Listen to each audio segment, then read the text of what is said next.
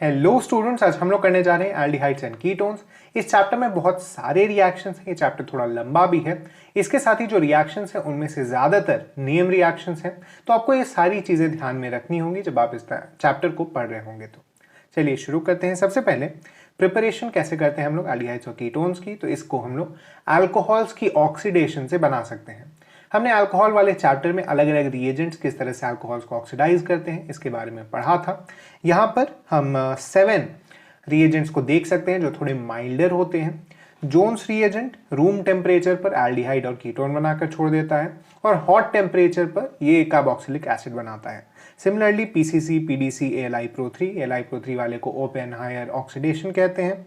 DMSO-COCl2 सुअर्न oxidation. MnO2 में एक special चीज़ है कि ये सिर्फ एलाइलिक और बेंजाइलिक अल्कोहल्स को ऑक्सीडाइज करता है। सिमिलरली NaOHCl और CH3COOH 2 डिग्री अल्कोहल्स को ऑक्सीडाइज करता है। आगे हम लोग बढ़े तो कार्बोक्सिलिक एसिड और उसके डेरिवेटिव्स से हम लोग एल्डिहाइड्स बना सकते हैं रिडक्शन के थ्रू। कार्बोक्सिलिक एसिड को डायरेक्टली रिड्यूस करना एल्डिहाइड्स और कीटोन्स में थोड़ा मुश्किल होता है, इसीलिए हम लोग पहले उसके डेरिवेटिव्स में उसको कन्वर्ट कर लेते हैं ताकि हमारे लिए प्रोसेस ज़्यादा आसान हो जाए। उसको कन्वर्ट करते कैसे हैं तो PCl5, PCl3 या SOCl2 के थ्रू हम RCOCl बनाते हैं। ROH H+ के थ्रू हम एस्टर बनाते हैं। NH3 में डाल के हम पहले अमाइड बनाते हैं और उसको अगर P4O10 में डाल दें तो हमें RCN भी मिल जाता है। आगे हम लोग देखें कि इनकी रिडक्शन करवाते कैसे हैं हम लोग। तो LiLH टर्ड ब्यूटॉक्साइड होल थ्राइस हम RCOCl के साथ यूज कर सकते हैं, या हम लोग एस्टर और RCN के साथ डाइबल H -78 डिग्री पे। हमें पता है अगर हम लोग डाइबल H को थोड़े हायर टेम्परेचर पर या रूम टेम्परेचर पर यूज करेंगे तो वो रिड्यूस करते करते अल्कोहल तक पहुंच जाता है, इसीलिए हम लोग उसको -78 पर यूज करते हैं एल्डिहाइड और कीटोन बनाने के लिए। आगे हम लोग बढ़े RCOCl को अगर हम लोग H2PDBSO4 इन क्विनोलिन में डालें तो ये RCHO बनाता है। इसे रोजनमंड रिएक्शन कहते हैं। ये आपकी NCERT में भी दिया है, कई बार बोर्ड एग्जाम्स में पूछा भी गया है। नेक्स्ट है RCOCl को हम लोग R2-CD से रिएक्ट करवाएं तो हमें कीटोन मिल जाएगा। यहाँ पर हम लोग ग्रिग्नार्ड रिएजेंट यूज इसीलिए नहीं करते क्योंकि ग्रिग्नार्ड रिएजेंट काफ़ी ज़्यादा रिएक्टिव हो जाता है और ये सीधे अल्कोहल बना देगा। हमने अल्कोहल वाले में भी पढ़ा था कि जब हम लोग ऐसी लीविंग ग्रुप्स के साथ वाले रिएक्शंस में ग्रिग्नार्ड रिएजेंट यूज करते हैं तो 2 बार रिएक्शन हो जाता है और लास्टली हमें अल्कोहल मिलता है। तो हम लोग R2-CD प्रिपेयर कैसे करते हैं तो सबसे पहले हम लोग अल्काइल हैलाइड की रिएक्शन लिथियम से करवाते हैं और फिर RLi जो हमारे पास मिलता है एक ऑर्गेनोमेटेलिक कंपाउंड, उसकी रिएक्शन हम लोग CdCl2 से करवाते हैं जिसे हमें R2-CD मिल जाता है। नेक्स्ट हम लोग आगे बढ़ें तो RCN को SnHCl या SnCl2HCl में डालें, इसे स्टीफेंस रिडक्शन कहते हैं और इससे भी हमें एल्डिहाइड मिल जाता है। नेक्स्ट RCN को अगर हम लोग ग्रिग्नार्ड रिएजेंट से रिएक्ट करवाएं तो हमें कीटोन मिलेगा और हम लोग इसे R-Li से भी रिएक्ट करवाएं तो भी हमें कीटोन मिल जाएगा। हम लोग डायरेक्टली कार्बोक्सिलिक एसिड को भी R-Li से रिएक्ट करवा सकते हैं कीटोन लेने के लिए। आगे हम लोग बढ़े एल्काइन से कैसे होगा तो हमने एल्काइंस में पढ़ा था कि जब हम लोग एल्काइन को हाइड्रेट करते हैं तो उसमें एक अल्कोहल जुड़ता है जो कि इनॉल का फॉर्मेशन करता है और उसके बाद वो इनॉल अपने कीटो फॉर्म में ट्रांसफॉर्म कर जाता है। तो यहाँ पर भी हम सेम चीज़ देख रहे हैं। अगर हम डाइल्यूट H2SO4 HgSO4 वाला रिएजेंट यूज करें तो हमें इस तरह से एक कीटोन मिलता है और अगर हम लोग SiA2BH H2O2OH माइनस करें तो हम जानते हैं एंटी मार्कोनिकोव रूल लगता है और यहाँ पर ये इस तरह का एल्डिहाइड बनाने के काम आ सकता है। आगे हम लोग बढ़े एल्कीन्स की तरफ तो एल्कीन्स को एल्डिहाइड या कीटोन में कन्वर्ट करने के लिए हमारे पास 2 प्रोसेसेस हैं। सबसे पहला है ऑक्सो प्रोसेस या कार्बोक्सिलेशन या हाइड्रोफॉर्माइलेशन। इसमें क्या होता है, हम लोग एल्कीन को लेते हैं, उसमें से वाटर गैस को पास करते हैं और CO4 के प्रेजेंस में 100 डिग्री सेल्सियस पर ये रिएक्शन करवाते हैं तो यहाँ पर एक CHO जुड़ जाता है। यहाँ पर ध्यान रखने वाली चीज़ ये है कि जो नॉर्मल चेन थी वो वैसे ही है, उसमें एक एक्स्ट्रा CHO जुड़ा है। नेक्स्ट है वैकर प्रोसेस। वैकर प्रोसेस सिर्फ टर्मिनल एल्कीन्स के लिए यूज किया जा सकता है। इसमें हम लोग O2 + H2O के साथ रिएक्ट करवाते हैं PDCl2 CuCl2 के प्रेजेंस में तो हमें इस तरह का एक कीटोन मिलता है। नंबर ऑफ कार्बन्स यहाँ पर सेम है। आगे हम लोग देखें टोलुइन से किस तरह से हम लोग बना सकते हैं तो टोलुइन की पहले हम लोग साइड चेन रिएक्शन करवाते हैं। इस तरह से लाइट और क्लोरीन के प्रेजेंस में या फिर किसी भी हैलोजन के प्रेजेंस में। उसके बाद हम लोग NaOH करवाकर, जैसा हम जानते हैं, SN रिएक्शन होगा और यहाँ पर 2 अल्कोहल जुड़ते हैं, लेकिन 2 अल्कोहल स्टेबल नहीं होते हैं कार्बन पर, इसीलिए वो एल्डिहाइड बना देता है। ये रिएक्शन थोड़ी मुश्किल है करवाना, क्योंकि इसको इस स्टेज पर ही रोकना पड़ेगा हमें, हम CCl3 ऊपर नहीं लगवा सकते। तो उसके लिए हमें कुछ स्पेसिफिक कंडीशंस में इस रिएक्शन को करवाना होगा, तभी हमें ये प्रोडक्ट मिलता है। नेक्स्ट है इटार्ड रिएक्शन। इटार्ड रिएक्शन एक इंपॉर्टेंट नेम रिएक्शन है। इसमें हम लोग CrO2Cl2, CS2 और H2O के प्रेजेंस में ये रिएक्शन करवाते हैं, तो हमें टोलुइन से एल्डिहाइड मिल जाता है, बेंजल्डिहाइड मिल जाता है। नेक्स्ट है, फिर से हम लोग टोलुइन की रिएक्शन एक और रिएजेंट से करवाते हैं, इस तरह के अनहाइड्राइड से, और CrO3 के प्रेजेंस में इसको करवाते हैं, तो हमें ये मिलता है एक इंटरमीडिएट, और फिर इसे हम लोग एसिडिक वाटर में डालते हैं तो हमें बेंजल्डिहाइड मिल जाता है। ध्यान रखिएगा यहाँ पर ये जो 2 रिएजेंट्स हैं ये काफ़ी सिमिलर है देखने में। मैंने एक बार अपने स्कूल के प्री बोर्ड में गलत कर दिया था इसे, तो याद रखिएगा कि इटार्ड वाले में CrO2Cl2 यूज होता है और ये वाला भी एक और रिएक्शन है, लेकिन ये उस तरह का नेम रिएक्शन नहीं है। नेक्स्ट है गेटमैन रिएक्शन। तो इन चीज़ों के बारे में हमने इलेक्ट्रोफिलिक एरोमेटिक सब्स्टिट्यूशन में भी पढ़ा है, हमने बाद में फिनॉल के बारे में जब हम लोग पढ़ रहे थे उसमें भी पढ़ा है कि गेटमैन रिएक्शन में हम लोग HCl + HCN लेते हैं बेंजीन के साथ, तो यहाँ पर ये रिएक्शन होकर CHO जुड़ जाता है। सिमिलर टाइप का एक रिएक्शन है गेटमैन कोच। यहाँ पर HCN के बदले हम लोग CO यूज करते हैं AlCl3 के साथ, तो हमें यहाँ पर भी बेंजल्डिहाइड मिल जाता है। नेक्स्ट है फ्रीडल-क्राफ्ट असाइलेशन। ये भी हमने EAS में पढ़ा है। तो हम लोग एक रिएजेंट AlCl3 लुइस एसिड के प्रेजेंस में रिएक्शन करवाते हैं, तो इलेक्ट्रोफिलिक एरोमेटिक सब्स्टिट्यूशन वाले प्रोसेस से ही हमें इस तरह का कीटोन जुड़ा हुआ मिल जाता है बेंजीन रिंग के साथ। नेक्स्ट है सॉमलेट रिएक्शन। ये भी एक नेम रिएक्शन है। इसका जो रिएजेंट है वो आप याद रख लें तो बेहतर होगा। CH2,6N4 इसका स्ट्रक्चर हम लोग कुछ देर में देखेंगे। तो हम लोग क्या करते हैं, इस तरह का एक अल्काइल हैलाइड होता है, इसको इस रिएजेंट से रिएक्ट करवाते हैं तो हमें लास्ट में एल्डिहाइड मिल जाता है। कैल्शियम और बेरियम सॉल्ट्स से भी हम लोग बना सकते हैं। तो ये चीज़ हमने पहले भी देखी थी, इससे मिलती जुलती एक चीज़, जब हम लोग साइक्लिक कंपाउंड्स बना रहे थे, लेकिन यहाँ पर वैसा नहीं है। यहाँ पर हम देख सकते हैं कि हम दो मॉलिक्यूल्स लेते हैं एसिड का, उसको रिएक्ट करवाते हैं कैल्शियम हाइड्रोक्साइड से, तो हमें इस तरह का एक सॉल्ट टाइप का मिल जाता है, जिससे CaCO3 बाहर हो जाता है और हमें कीटोन मिल जाता है।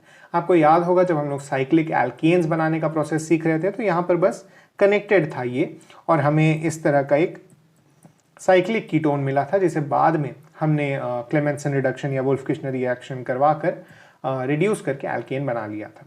तो उसी से मिलता जुलता ये रिएक्शन है। आपको ये भी याद रखना है कि इसमें CaCO3 बाहर हो जाता है। आगे हम लोग बढ़ते हैं प्रॉपर्टीज की तरफ। तो जो एल्डिहाइड्स और कीटोन्स होते हैं वो ये प्रॉपर्टी शो करते हैं, न्यूक्लियोफिलिक एडिशन रिएक्शन।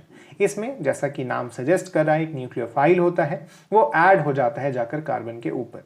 ऐसा होता क्यों है? क्योंकि यहाँ ऑक्सीजन से डबली बॉन्डेड होने के कारण इस कार्बन पर पार्शियल पॉजिटिव चार्ज आता है, और हम जानते हैं एक न्यूक्लियोफाइल पॉजिटिव चार्ज की तलाश में रहता है। तो यहाँ पर जैसे ही पार्शियल पॉजिटिव चार्ज आता है तो न्यूक्लियोफाइल इस पर अटैक करता है, और उसके बाद यही रीडिटर्मिनिंग स्टेप भी है, और उसके बाद इलेक्ट्रोफाइल आता है और अपने आप को ऑक्सीजन से जोड़ लेता है। यहाँ पर जैसा कि हमने पहले भी बात किया था, 2 फैक्टर्स मेजर होते हैं, स्टेरिक और इलेक्ट्रॉनिक। स्टेरिक फैक्टर का मतलब वहाँ पर बहुत ज़्यादा बल्की ग्रुप्स नहीं होने चाहिए कार्बन से जुड़े हुए, नहीं तो न्यूक्लियोफाइल का अटैक मुश्किल हो जाएगा। इलेक्ट्रॉनिक फैक्टर का मतलब है कि कार्बन पर जितना ज़्यादा पॉजिटिव चार्ज होगा न्यूक्लियोफाइल का अटैक उतना बेहतर होगा, और इसी कारण से हम लोग देख सकते हैं कि जो एल्डिहाइड्स होते हैं वो ज़्यादा रिएक्टिव होते हैं एज कम्पेयर टू कीटोन्स, और जो एलिफेटिक ग्रुप्स होते हैं वो ज़्यादा रिएक्टिव होते हैं as compare to aromatic groups वाले कीटोन्स और एल्डिहाइड्स। नेक्स्ट हम लोग देखें अगर रिएक्शंस की तरफ, तो सबसे पहला है एडिशन ऑफ NaHSO3। आपको याद होगा जब मैंने पहला चैप्टर शुरू किया था तो मैंने कहा था कि आपको हमेशा अपने रिएक्शंस की नंबरिंग कर लेनी चाहिए नोट्स बनाते वक्त। इस चैप्टर में ये बहुत ज़्यादा इंपॉर्टेंट है, क्योंकि इस चैप्टर में इतने ज़्यादा रिएक्शंस हैं, आप जब उसे पढ़ रहे होंगे तो आप हो सकता है लास्ट रिएक्शन तक पहुँचते पहुँचते पहले कुछ रिएक्शंस भी भूल जाए। इसीलिए आपको नंबरिंग करके रखनी है, क्योंकि ये आपको याद करने में थोड़ी ज़्यादा आसानी करता है। तो हम लोग सबसे पहले रिएक्शन अगर देखें NaHSO3, तो ये कोई बहुत ही मेजर रिएक्शन नहीं है। HSO3 माइनस जाके ऐड हो जाता है इसके ऊपर, जैसा हमने ऊपर देखा था, और उसके बाद हम लोग देख सकते हैं कि जो H है वो उठकर इधर चल जाता है, क्योंकि ज़्यादा एसिडिक होगा अगर यहाँ पर SO3H और O- होता तो हम लोग जानते हैं कि जो वीकर एसिड होता है उसकी तरफ हमेशा इक्विलिब्रियम टेंड करता है। इसीलिए यहाँ पर हम लोग देखते हैं कि SO3 माइनस बन जाता है और OH ऊपर जाकर जुड़ जाता है। हम लोग जब इसकी पढ़ेंगे मैकेनिज्म तो हम इसे थोड़ा और डिटेल में डिस्कस कर लेंगे। यहाँ पर यह भी याद रखना है कि सारे एल्डिहाइड्स ये रिएक्शन देते हैं, लेकिन सिर्फ मिथाइल कीटोन्स ये रिएक्शन दे पाएंगे, मतलब जिस कीटोन के दोनों साइड मिथाइल ग्रुप्स प्रेजेंट हो। ऐसा क्यों होता है? क्योंकि हमने ऊपर देखा कि जब ज़्यादा बल्की ग्रुप्स हो जाते हैं तो वहाँ पे एडिशन मुश्किल हो जाता है न्यूक्लियोफाइल का, और HSO3 खुद में एक काफ़ी बल्की ग्रुप है, इसीलिए जब ज़्यादा बल्कीनेस वहाँ पर हो जाएगी तो वहाँ एडिशन होना मुश्किल हो जाएगा। नेक्स्ट हम लोग देखते हैं HCN का एडिशन। तो HCN का एडिशन हम लोग 9 से 10 pH मतलब बेसिक मीडियम में करवाते हैं, और कुछ नहीं, बस यहाँ पर CN ऐड होकर साइनोहाइड्रिन टाइप का कंपाउंड बना देता है। इसी में एक इम्पॉर्टेंट रिएक्शन है बेंजोइन कंडेंसेशन। ये addition of HCN, addition of HSO3, ये सब नॉर्मल रिएक्शंस हैं, आप देख कर भी कर सकते हैं। लेकिन अगर आपसे कुछ ट्रिकी क्वेश्चंस पूछने का मन करेगा एग्जामिनर को, तो वो ये बेंजोइन कंडेंसेशन वगैरह को ही उठा के पूछेगा, क्योंकि ये थोड़े से एक्सेप्शंस हो जाते हैं इन केसेस में। बेंजोइन कंडेंसेशन में होता क्या है, बेंजल्डिहाइड पे हमने HCN डाला था तो ये नॉर्मल रिएक्शन पहली बार में करता है, लेकिन आप देखिएगा कि ये वाला जो हाइड्रोजन है वो काफ़ी ज़्यादा एसिडिक है, मतलब ये हाइड्रोजन अगर निकल जाए तो ये काफ़ी ज़्यादा स्टेबल रहता है उसके बाद भी वो जो कार्बन आयन बनेगा, इसीलिए ये हाइड्रोजन निकल जाता है, यहाँ पर एक नेगेटिव चार्ज आ जाता है, और वो नेगेटिव चार्ज फिर जाकर इस पर अटैक करता है और हमें ये मिलता है। इसकी भी हम लोग पढ़ेंगे काफ़ी डिटेल में मैकेनिज्म। अभी के लिए आप ये बेसिक सी चीज़ देख सकते हैं कि ये यहाँ अटैक करेगा और उसके बाद ये कंपाउंड बनेगा, CN बाहर चला जाएगा। तो ये चीज़ आप याद रख लें कि यहाँ पर बेंजोइन लास्टली बनता है। तो आपके पास अगर बेंजल्डिहाइड में HCN एडिशन कराने को दिया जाए तो हड़बड़ा कर मत मार दीजिएगा इस कंपाउंड को, थोड़ा सा ध्यान लगा कर सोचिएगा कि एक और स्टेप इसमें होने वाला है। नेक्स्ट हम लोग देखते हैं एडिशन ऑफ H2O। तो H2O के एडिशन से इस तरह का डाइओल बन जाता है, एक ही कार्बन पर जुड़ा हुआ, लेकिन हमने पहले पढ़ा था कि एक कार्बन पर 2 OH ग्रुप्स बहुत ज़्यादा स्टेबल नहीं होते हैं, इसीलिए ये एक इक्विलिब्रियम बैकवर्ड शिफ्टेड रहती है मोस्ट ऑफ द कंपाउंड्स में। लेकिन कुछ स्पेसिफिक कंपाउंड्स हैं जिनमें ये डाइओल स्टेबल हो जाता है। ये पिछले साल का NSEC का डायरेक्ट क्वेश्चन है, यहाँ पे जितने एग्जाम्पल्स दिए हुए हैं इन्हें याद रखिएगा। HCHO, Cl3CCHO, F3CCHO, और ये ऐसा होता क्यों है? क्योंकि यहाँ पर जो 2 OH ग्रुप्स आ जाते हैं उन्हें स्टेबिलिटी प्रोवाइड हो जाती है, या फिर इस केस में अगर हम लोग देखें कि जो वहाँ पर हम देख सकते हैं रिपल्शन बहुत ज़्यादा है, मतलब स्ट्रेस काफ़ी ज़्यादा है, तो वो स्ट्रेस थोड़ा कम हो जाता है और इसके कारण ज़्यादा स्टेबिलिटी प्रोवाइड हो पाती है जो फाइनल कंपाउंड बनता है उसमें। नेक्स्ट हम लोग बढ़ते हैं एडिशन ऑफ अल्कोहल। तो अल्कोहल ऐड होकर इस तरह का कंपाउंड बनता है। ये रिएक्शन सिर्फ एल्डिहाइड्स देते हैं, कीटोन्स नहीं देते, लेकिन अगर ये रिएक्शन इंट्रामॉलिक्यूलर हो जाए तो इसे एल्डिहाइड्स भी देंगे और कीटोन्स भी देंगे। हम लोग देख सकते हैं कि अगर हम लोग इसकी रिएक्शन फिर से करवाएं एसिडिक मीडियम में तो हमें फिर से एक और अल्कोहल ग्रुप वहाँ पर ऐड होते हुए दिखेगा, लेकिन ये रिएक्शन सिर्फ एसिडिक मीडियम में होती है, जबकि एक अल्कोहल जोड़ने वाली रिएक्शन एसिडिक और बेसिक दोनों मीडियम में हो सकती है। इसका यूज़ हम लोग एक अलग ढंग से भी करते हैं। हम प्रोटेक्टिंग ग्रुप्स बनाते हैं इथाइलिन ग्लाइकॉल के। हम इथाइलिन ग्लाइकॉल को अगर किसी रिएक्शन में यूज़ करें तो वहाँ पर प्रोटेक्टिंग ग्रुप के रूप में वो काम करता है कीटोन्स के ऊपर स्पेशली, और उसके बाद हम लोग फर्दर रिएक्शन प्रोसीड करते हैं कीटोन को बचाते हुए, और लास्ट में उसको फिर से एसिडिक मीडियम में अगर हम लोग डाल दें तो हमें कीटोन वापस मिल जाता है। यहाँ पर एक और चीज़ है कि अगर हम इस तरह का थाइयोल वाला कंपाउंड यूज़ करें तो उसकी रिडक्शन के लिए हमें H2 चाहिए होता है रेनी निकल के साथ। ये वाला जो रिएजेंट है इसको आप स्पेशली याद रखें, काफ़ी स्ट्रॉन्ग रिएजेंट होता है, और जब हम लोग इसको यूज़ करते हैं तो हमें इस तरह का साइक्लोएल्केन देखने को मिलता है। नेक्स्ट हम लोग आगे बढ़ते हैं क्लोरोफॉर्म की एडिशन की तरफ। तो क्लोरोफॉर्म की एडिशन बेसिक मीडियम में हम लोग कराते हैं तो CCl3 इस तरह से ऐड हो जाता है, कुछ भी इसमें बड़ा ये नहीं है। इस तरह से H+ को निकाल लेगा OH माइनस, और यहाँ पे एक नेगेटिव चार्ज आया जो कि यहाँ अटैक करेगा, और फिर नॉर्मल रिएक्शन जैसे हमने ऊपर देखी थी उस तरह से बढ़ेगा। आगे है addition of ammonia and its derivatives. ये रिएक्शंस हम लोग जनरली pH 4 से 5 पर करवाते हैं, और इसका एक सिंपल सा ट्रिक है, आपको जो अमोनिया का H2 है और जो कार्बोनिल कंपाउंड का O है उसे हटाकर H2O निकाल देना है, और इस तरह का एक डबल बॉन्ड एस्टेब्लिश कर देना है। अगर हम लोग अमीन की बात करें तो अमीन एक इमाइन अमीन जो नॉर्मल अमीन्स है वो इमाइन बनाते हैं, जिसे स्किफ्स बेस भी कहा जाता है, स्पेशली जब इसमें R इस तरह से जुड़ा हुआ हो। अमोनिया इमाइन बनाता है, इसके प्रोडक्ट को भी इमाइन कहते हैं। हाइड्राजीन हाइड्राजोन बनाता है। फिनाइल हाइड्राजीन फिनाइल हाइड्राजोन बनाएगा। हाइड्रोक्सिल अमीन ऑक्साइन बनाता है। ऑक्साइन के बारे में आपने आइसोमरिज्म में भी पढ़ा होगा। सेमी कार्बाजाइड सेमी कार्बाजीन बनाता है, सेमी कार्बाजाइड इसे कहते हैं। 2,4-डाइनाइट्रोफिनाइल हाइड्रोजीन 2,4-DNP बनाता है। ये काफ़ी इंपॉर्टेंट रिएक्शन है। आप अगर लैब में जाएंगे तो आपको दिखेगा हम लोग एल्डिहाइड्स और कीटोन्स का बेसिक टेस्ट करने के लिए इसी रिएक्शन को यूज़ करते हैं, क्योंकि ये रिएक्शन सिर्फ एल्डिहाइड्स और कीटोन्स के द्वारा दी जाती है। 2,4-DNP इसे कहते हैं और यहाँ पर ये NH2 हटकर ऑक्सीजन के साथ हट जाता है H2O बनकर, और वो उस कार्बोनिल कंपाउंड से जुड़ जाता है। ये एक येलो ऑरेंज पीपीटी दे देगा। आप देखेंगे इतने छोटे से वेसल में रहता है, जनरली 2,4-DNP से ड्रॉप वाइज ऐड करते हैं तो एक येलो कलर की पीपीटी मिल जाती है आपको सॉल्यूशन के अंदर।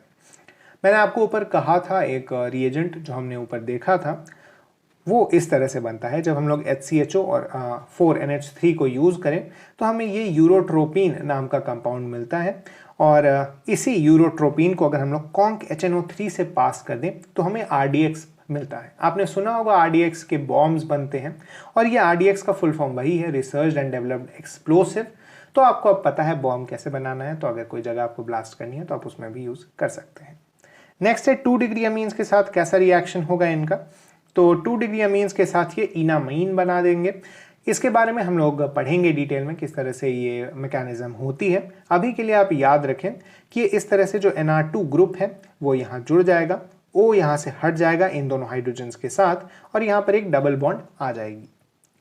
एक और रिएक्शन यहाँ इनामीन से रिलेटेड है जिसे स्टॉक इनामीन रिएक्शन कहते हैं। इस रिएक्शन में नंबर ऑफ कार्बन्स बढ़ जाते हैं। होता क्या है कि हम एक इनामीन लिए, उसमें हम अल्काइल हैलाइड के साथ रिएक्शन करवाते हैं एसिडिक मीडियम में, तो यहाँ एक अल्काइल हैलाइड का जो अल्काइल ग्रुप था वो जुड़ जाता है और दूसरी तरफ ऑक्सीजन जुड़ जाता है, और जो अलग हो जाता है वो है R2H2N+।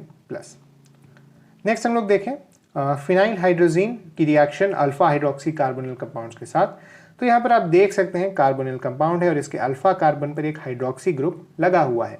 ये रिएक्शन भी काफ़ी इंपॉर्टेंट है। क्यों? क्योंकि इसकी मैकेनिज्म सिंपल सी ही है, लेकिन यहाँ पर नंबर ऑफ मोल्स जो कंज्यूम होते हैं फिनाइल हाइड्रोजीन की वो ज़रूरी है।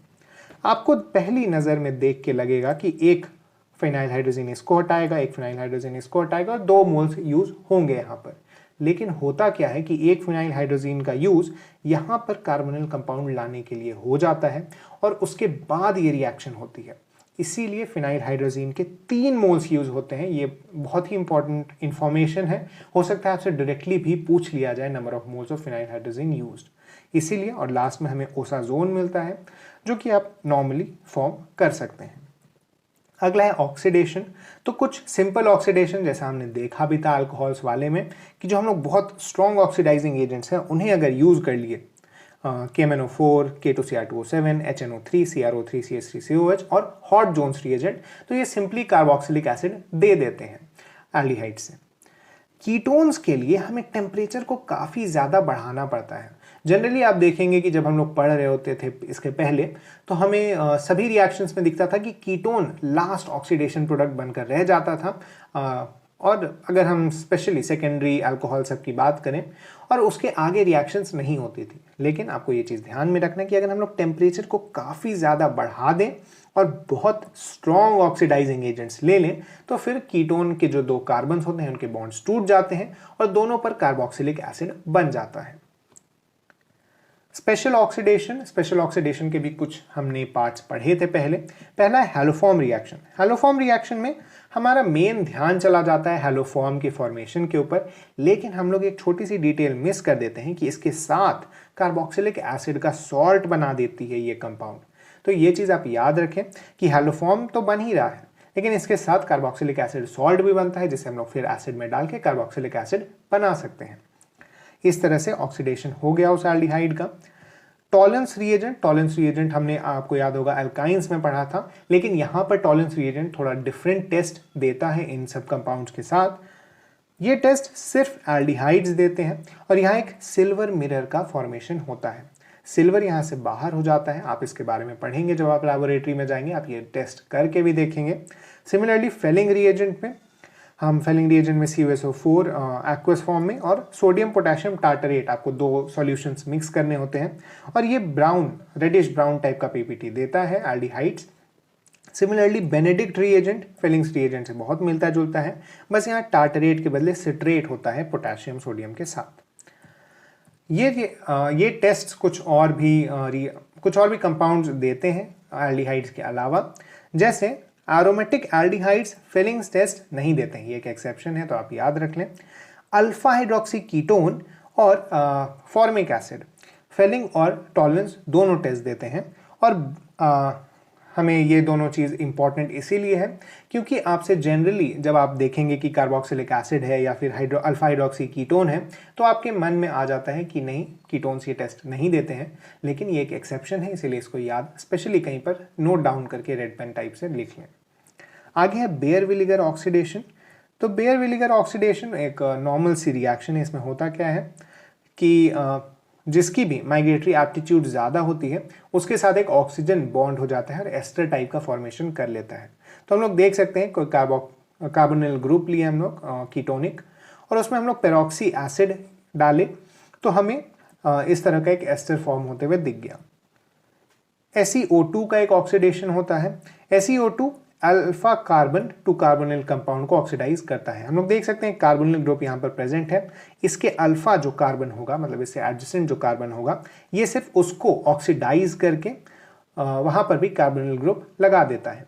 ये स्पेशली उस कार्बन को ऑक्सीडाइज करेगा जिस पर ज़्यादा एसिडिक हाइड्रोजन होंगे।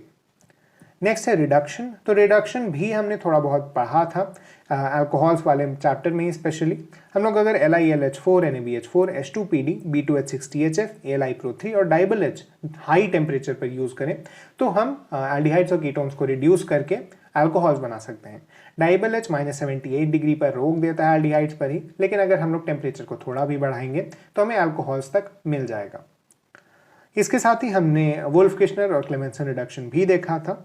यहाँ पर एक चीज़ ध्यान रखने वाली ये है कि जब हम लोग ZnHgHCl यूज़ करते हैं तो आपको इसकी मैकेनिज्म पता होनी चाहिए, हम लोग इसके बारे में बात करेंगे। इलेक्ट्रॉन्स का यूज़ होता है और उसी के कारण आप देखेंगे कि जब हम लोग इस तरह का ग्रुप लेंगे या इस तरह का कंपाउंड लेंगे तो वहाँ पर एलिमिनेशन भी हो जाता है हायर टेम्परेचर पर हम लोग जैसे ही जाते हैं थोड़ा सा। तो नेक्स्ट हम लोग देखते हैं PCl5 के साथ कैसा रिएक्शन होता है। तो PCl5 आपको याद हो जाना चाहिए अभी तक कि POCl3 बना देता है जब भी इस तरह का क्लोरीन देने वाला रिएक्शन आता है। तो इस तरह से 2 क्लोरीन ग्रुप्स ऐड हो जाते हैं जहाँ पर कार्बोनिल था पहले उस जगह पर।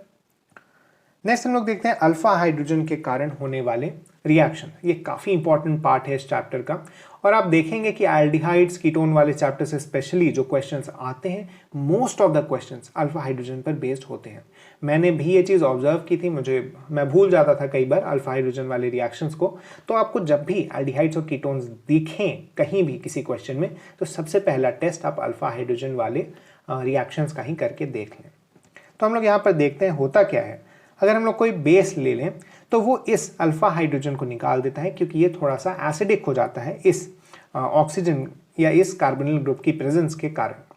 तो इस तरह से यहाँ पर H एक कार्बन आयन बन जाता है जो कि थोड़ा स्टेबलाइज हो जाता है यहाँ पर, और ये इनोलेट आयन भी बना सकता है आगे चलकर। सबसे पहला और सबसे important reaction aldol condensation. Aldol condensation के लिए अल्फा हाइड्रोजन होना जरूरी है। बेस में हम लोग NaOH या Na2CO3 यूज कर सकते हैं, ये रिएजेंट याद रखिएगा। और उसके बाद हम लोग H+ डालकर फाइनल रिएक्शन को कंप्लीट करते हैं। इसकी एक छोटी सी ट्रिक है, मान लीजिए आपको एल्डोल कंडेंसेशन करवाना है तो सबसे पहले आप H2 एक कंपाउंड के एक मॉलिक्यूल का और दूसरे मॉलिक्यूल से O हटा दें, तो इस तरह से, और उसके बदले में यहाँ पर एल्कीन टाइप का डाल दें तो आपको ये चीज़ मिल जाएगा। इसके अलावा मैं आपको सजेस्ट करूंगा कि आप मैकेनिज्म को ही फॉलो करते हुए करें। ये बहुत डिफ़िकल्ट नहीं है। पहले यहाँ से H+ निकलता है, यहाँ पे एक नेगेटिव चार्ज आया, ये इस कार्बन पर अटैक करता है, ऑक्सीजन को सिंगल बॉन्डेड कर देता है। फिर यहाँ से जो H है वो इस ऑक्सीजन पर चला जाता है और उसके बाद एलिमिनेशन हो जाता है क्योंकि हमने एसिड भी डालकर हीट कर दिया है, तो वहाँ पर डिहाइड्रेशन हो जाता है, हमें एल्कीन मिल जाता है लास्ट में। एसिडिक कैरेक्टर जितना ज़्यादा होगा अल्फा हाइड्रोजन का, उतना ज़्यादा के इक्विलिब्रियम होगा। ये रिएक्शन ये कंपाउंड्स नहीं दे सकते हैं क्योंकि इनके पास अल्फा हाइड्रोजन नहीं है। एसिडिक मीडियम में एक स्पेशल चीज़ इसमें देखी जाती है कि हो जाता है एल्डोल कंडेंसेशन, लेकिन ये रुकता ही नहीं है, ये रिएक्शन कंटिन्यूअसली होते चली जाती है काफ़ी लंबे समय तक। इसीलिए आप एसिडिक मीडियम में हम लोग जनरली इस रिएक्शन को नहीं करवाते, क्योंकि हमें काफ़ी सारे प्रोडक्ट्स मिल सकते हैं और अनवांटेड प्रोडक्ट्स मिल सकते हैं। यहाँ पर एक इम्पॉर्टेंट रिएक्शन ये भी है कि हमारे पास अगर 3 कीटोन हो और अगर हमें एसिडिक मीडियम में डालकर हीट कर दें तो हमें इस तरह का कंपाउंड मिल जाता है। ये चीज़ कैसे होती है तो आप इसे भी समझ सकते हैं, जैसे हमने ऊपर H2O एलिमिनेट कर दिया था, सेम ढंग से आप यहाँ पर H2O और H2O एलिमिनेट कर दें तो आप देखेंगे कि यहाँ कार्बन डबल बॉन्ड्स बना लेगा अपने नेक्स्ट कार्बन के साथ और हमें इस तरह की एरोमेटिक रिंग मिल जाएगी 3 अल्काइल ग्रुप्स के साथ। यही रिएक्शन अगर हम लोग बेसिक मीडियम में करें तो एक ही रिएक्शन होगी यहाँ पर और हमें ज़्यादा कुछ इसमें नहीं देखने को मिलेगा। नेक्स्ट है क्रॉस एल्डोल। तो क्रॉस एल्डोल कैसे होता है, मान लीजिए हम 2 अलग अलग कार्बोनिल ग्रुप्स ले लें और इसका तब रिएक्शन करवाएं तो यहाँ पर रिएक्टिविटी और न्यूक्लियोफिलिसिटी इस पर डिपेंड करता है कि कैसे रिएक्शन होगा और कौन से प्रोडक्ट मेजर और माइनर बनेंगे। यहाँ पर 4 प्रोडक्ट्स तो आपको दिख ही सकते हैं, ये जब इस पर अटैक करे, ये जब इस पर अटैक करे, ये जब इस पर अटैक करे और ये जब इस पर अटैक करे, तो हमें 4 अलग अलग प्रोडक्ट्स यहाँ देखने को मिलेंगे। इनके प्रोडक्ट्स की परसेंटेज का कंपैरिजन भी आप कर सकते हैं, पहले रिएक्टिविटी फिर न्यूक्लियोफिलिसिटी। नेक्स्ट हम लोग देखते हैं इंट्रामोलिक्यूलर एल्डोल। यहाँ पर अगर 2 कार्बोनिल ग्रुप्स एक ही कंपाउंड के अंदर प्रेजेंट है तो यहाँ भी अल्फा हाइड्रोजन से निकाल कर इस तरह से कंपाउंड बना दिया जाएगा। मोस्ट स्टेबल रिंग बनने की कोशिश की जाएगी, इसीलिए यहाँ से नहीं होगा, यहाँ से होगा। आगे हम लोग देखिए रेट्रो एल्डोल। तो रिवर्स अगर हम लोग कर दें एल्डोल कंडेंसेशन का तो उसे रेट्रो एल्डोल कहा जाता है। नेक्स्ट हम लोग देखते हैं क्लेजन-स्मिट कंडेंसेशन। ये एल्डिहाइड जिसमें अल्फा हाइड्रोजन नहीं है और कार्बोनिल कंपाउंड जिसमें अल्फा हाइड्रोजन है, उन दोनों के बीच होता है, पहले बेसिक मीडियम और फिर एसिडिक मीडियम और हीट करके।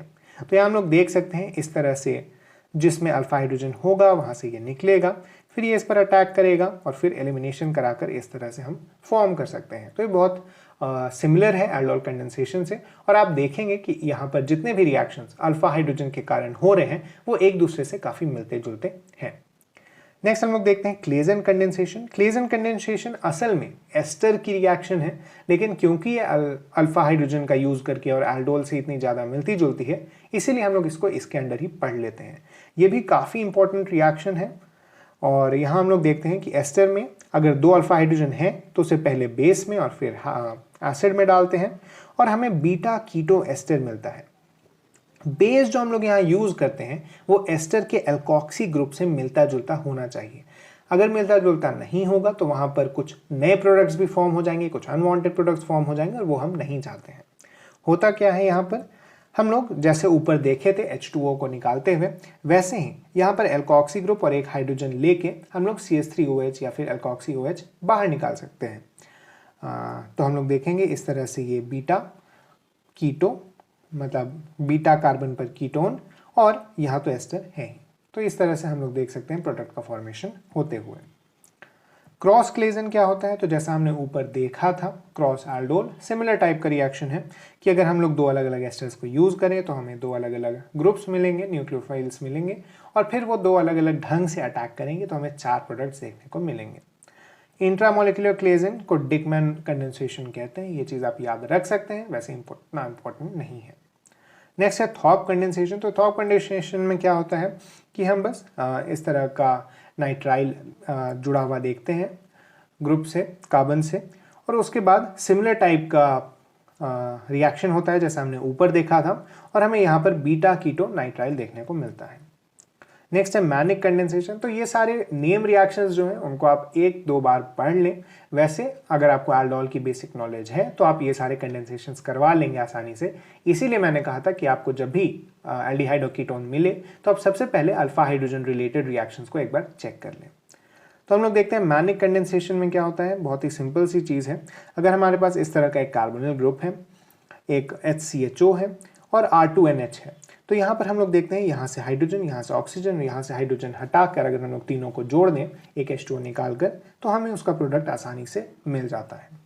नेक्स्ट है स्टॉप कंडेंसेशन। तो यहाँ पर एक कीटोन और एक सक्सिनिक एस्टर अगर है तो यहाँ पर भी आपको कुछ नहीं करना, यहाँ से ऑक्सीजन और यहाँ से 2 हाइड्रोजन हटा लीजिए और इसे किसी भी एक साइड जोड़ दीजिए, तो ये स्टॉप कंडेंसेशन कहलाता है। यहाँ पर हमें एक स्ट्रॉन्ग बेस की ज़रूरत होती है जैसे टर्ट ब्यूटॉक्साइड। और नेक्स्ट हम लोग देखते हैं डार्जन कंडेंसेशन। इसमें हमें एक कार्बोनिल कंपाउंड और एक अल्फा हैलो एस्टर उसी तरह के स्ट्रॉन्ग बेस के साथ रिएक्शन करवाना होता है और हमें लास्ट में इस तरह का एक इपॉक्साइड जैसा दिखने वाला कंपाउंड मिल जाता है। ये भी सिमिलर रिएक्शन मैकेनिज्म फॉलो करता है, आप इसे याद रख सकते हैं, बहुत ज़्यादा इंपॉर्टेंट रिएक्शन नहीं है ये सारी। ये एक इंपॉर्टेंट रिएक्शन है कैनिज़ारो रिएक्शन। ये उन कंपाउंड्स में होता है, उन एल्डिहाइड्स में होता है जिसमें अल्फा हाइड्रोजन नहीं होता। इसमें डिस्प्रपोर्शनेशन हमें देखने को मिलता है।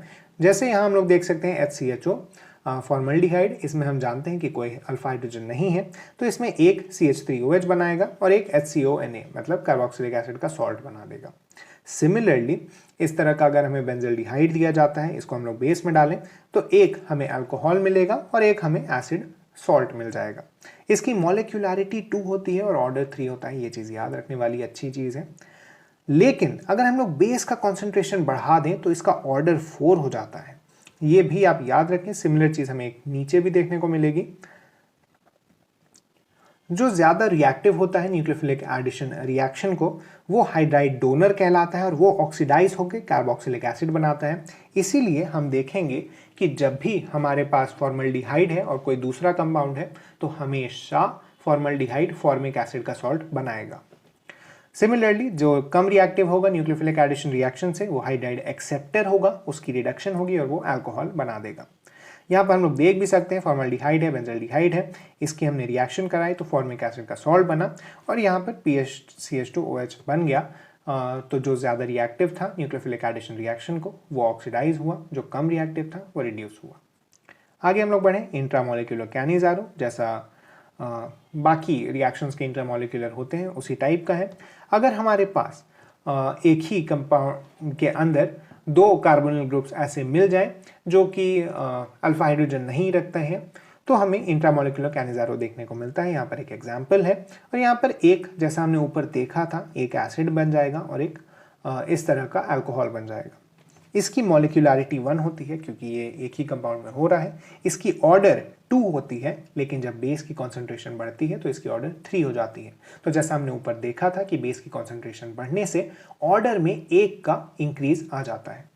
नेक्स्ट हम लोग देखें टिस्चेंको रिएक्शन। तो ये मॉडिफाइड कैनिज़ारो कहा जाता है और ये रिएक्शन भी बस नाम की है, क्योंकि आप देख सकते हैं अगर आप इमेजिन करें कि जो हमारे पास एसिड बना था और जो हमारे पास अल्कोहल बना था, उन दोनों का हम एस्टरिफिकेशन कराकर इस तरह का एस्टर बना दें तो ये वही रिएक्शन है। इसे अलग मैकेनिज्म से ज़रूर चलती है, लेकिन अगर आप ये चीज़ याद रख लें कि अगर हमें AlOR3 दिख रहा है तो हम कैनिज़ारो नॉर्मली कराएं और फिर एस्टरिफिकेशन कर दें तो हमें प्रोडक्ट आसानी से मिल जाएगा, आपको उतनी ज़्यादा रिएक्शन मैकेनिज्म में जाने की ज़रूरत नहीं पड़ेगी।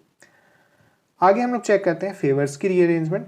तो ये हमें देखने को मिलता है साइक्लोप्रोपेनोन और अल्फा हैलोकीटोन्स के साथ। तो हम लोग साइक्लोप्रोपेनोन को अगर NaOH में डालते हैं तो ये रिंग खुल जाती है और इस तरह का हमें कार्बोक्सिलिक एसिड सॉल्ट मिलता है।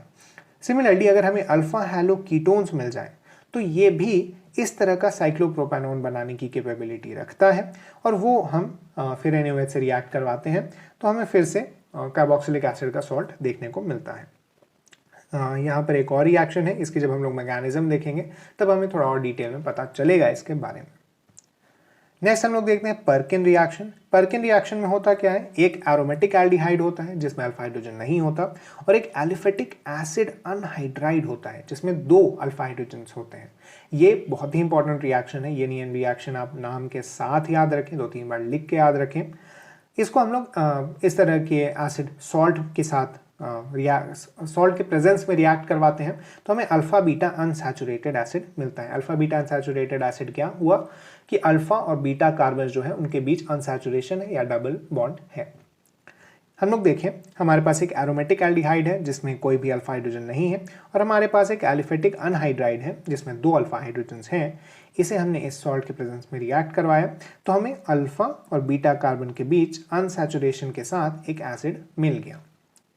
ये रिएक्शन काफ़ी इंपॉर्टेंट है, इसकी मैकेनिज्म भी इंपॉर्टेंट है। हम लोग जब मैकेनिज्म पढ़ेंगे तो इसके बारे में और डिटेल में डिस्कस करेंगे। अभी के लिए एक ट्रिक टाइप का ही है, जैसा हमने ऊपर देखा था मैकेनिज्म से ही डिराइव्ड है ये चीज़। ये कार्बन इससे जुड़ गया, ये हाइड्रोजन इसके पास चला गया और बाकी तो वैसा ही है। फिर हम यहाँ से हाइड्रोजन और यहाँ से OH और यहाँ से H को वाटर के रूप में एलिमिनेट कर देते हैं, तो हमें मिल जाता है लास्टली ये। और फिर हम लोग इसको H2O में डालते हैं जिससे इसका हाइड्रोलिसिस हो जाता है और हमें अल्फा बीटा अनसैचुरेटेड एसिड चाहिए होता है वो मिल जाता है। नेक्स्ट हम लोग बढ़े बेकमैन रीअरेंजमेंट की तरफ। तो ऑक्साइम्स का ये रिएक्शन होता है। ऑक्साइम को जब हम लोग एसिडिक रिएजेंट में डालेंगे तो N सब्स्टिट्यूटेड अमाइड हमें देखने को मिलता है।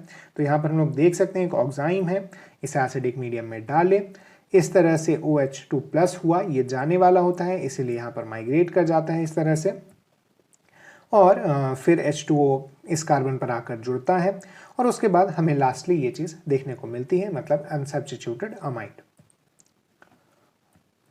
नेक्स्ट चीज़ हम लोग देखें, यहाँ पर OH के जो एंटी होगा ग्रुप वो माइग्रेट करेगा। यहाँ पर याद रखना है माइग्रेटरी एप्टीट्यूड का कोई भी काम नहीं है, क्योंकि आपको एंटी बॉन्डिंग ऑर्बिटल में माइग्रेट करना है, तो जो एंटी में प्रेजेंट होगा ग्रुप वही माइग्रेट करेगा। माइग्रेटरी एप्टीट्यूड का इससे कोई भी लेना देना नहीं है। नेक्स्ट हम लोग देखें माइकल एडिशन। तो माइकल एडिशन कुछ नहीं है, हमने पहले भी इसके जैसी रिएक्शंस देखी हैं। सबसे पहले इनोलेट आयन इस तरह से बनता है। ये रिएक्शन तब होती है जब 1,4 एडिशन प्रोडक्ट बना ले CH3CHO या इसके जैसा कोई मिलता जुलता ग्रुप। यहाँ पर हम लोग इससे रिएक्शन करवाते हैं ताकि 1,4 एडिशन हो। हमें पता है 1,2 एडिशन और 1,4 एडिशन के बारे में हमने कई बार डिस्कस किया है KCP TCP के केसेस लेकर भी। तो यही है कि यहाँ पर 1,4 एडिशन होता है, मतलब ज़्यादा जो स्टेबल प्रोडक्ट बनता है तो उसे माइकल एडिशन कहते हैं। माइकल एडिशन के बाद अगर एल्डोल कंडेंसेशन हो जाए, क्योंकि हम देख सकते हैं यहाँ पर कार्बोनिल ग्रुप्स प्रेजेंट है, तो माइकल एडिशन के बाद अगर एल्डोल कंडेंसेशन हो जाता है तो उसे रॉबिन्सन एन्यूलेशन कहते हैं। बस इतना ही था इस चैप्टर में। कुछ नेम रिएक्शन थोड़े अननेसेसरी टाइप के भी हैं, लेकिन क्योंकि वो नेम रिएक्शंस हैं तो आपको एक बार पता होना चाहिए, लगभग एक आइडिया होना चाहिए। रॉबिन्सन एन्यूलेशन वगैरह चीज़ आपसे नहीं पूछेंगे वो लोग, लेकिन एल्डोल कंडेंसेशन, पर्किन रिएक्शन वगैरह आप को अच्छे से आना चाहिए। हम लोग इसकी मैकेनिज्म काफ़ी डिटेल में डिस्कस करने वाले हैं आने वाली वीडियोस में। वो मैकेनिज्म आपको अगर एक बार पता चल जाती है तो ये चैप्टर आसान बन जाता है आपके लिए। Best of luck, thank you.